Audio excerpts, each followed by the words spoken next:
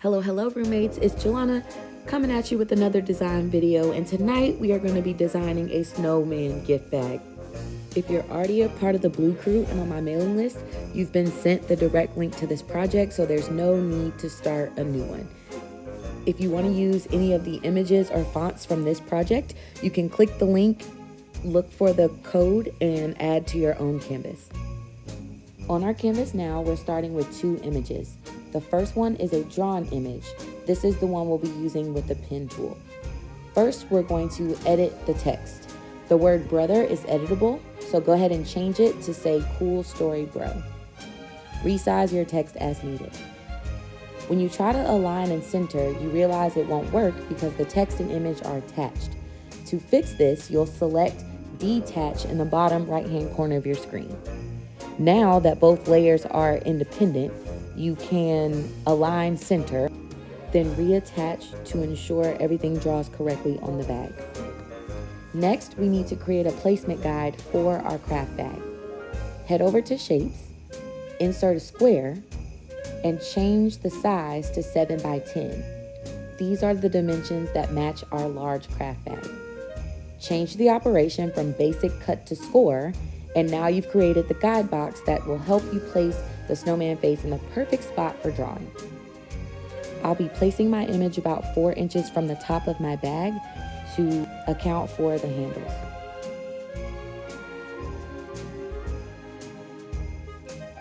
Next, we'll need to select both elements and attach them so that they stay aligned when drawing on bag. We'll begin working with our cut image similar to how we dealt with the draw image. We first need to detach it so that all of the layers can become independent. Now that brother is editable, we can change the text to read cool story bro. Next, we focus on the cut image of our snowman face. We're going to select all of the stars and snowflakes and change their colors to be silver. From there, we move all of our highlighted elements on top of our guide and group them together so that although they'll cut separately, we want to make sure the placement looks all right before we move on to contouring our snowman face. In the next steps, we're going to separate the snowman face into 3 layers: the mouth, the nose, and the eyes, all using the contour tool. We'll start with the mouth by duplicating our image, clicking on the contour tool, and hiding the eyes and nose, leaving only the mouth only. We'll change that color to red and drag it into position on the bag. Repeat that step by duplicating the original, opening the contour tool, then hiding the eyes and mouth, leaving just the carrot nose. We'll change this color to orange and place it into position on our guide. Lastly, we'll use our original image to contour the nose and mouth, leaving the eyes only. Change this color to black because Frosty's eyes are made of coal, and place this also on top of your guide. You now have gray glitter snowflakes and stars, black eyes and text, red mouth, orange nose, and a fully drawn outline ready for the pen tool. After you've saved your project, click Make It. We are now preparing to cut our mats. We start by rotating the bag layer.